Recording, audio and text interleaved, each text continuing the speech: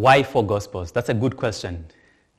Before we answer the question, why four Gospels, we should probably try to understand what the word gospel means. The word gospel comes from the Greek word evangelion, which means good news. So we can think of the gospel as the good news about Jesus Christ.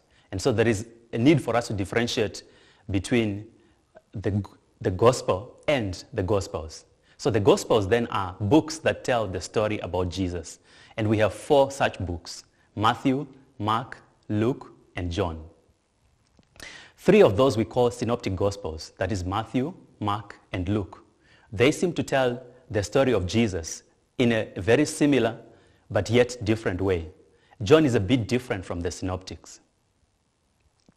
So then we ask the question, why do we have four gospels? Why don't we just have one gospel that seemed to just tell the story of Jesus?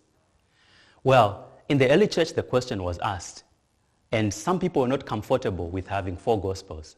So they decided that they needed to only have one gospel. One such person was a man by the name Tertian, who decided to have one gospel which went through the four and harmonizing the stories. Well, the early church didn't appreciate such attempts. They condemned such attempts to harmonize the gospels.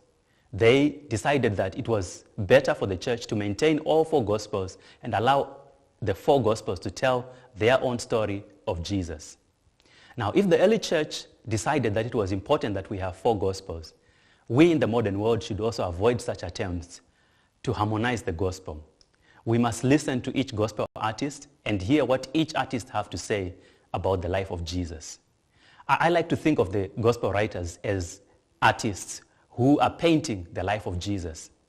And each artist is different. And they focus on different aspects of a person's life as they paint that image.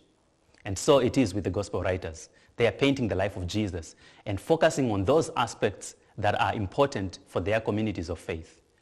And so we in the church are much richer with the four gospels than if we only had one. Thank you.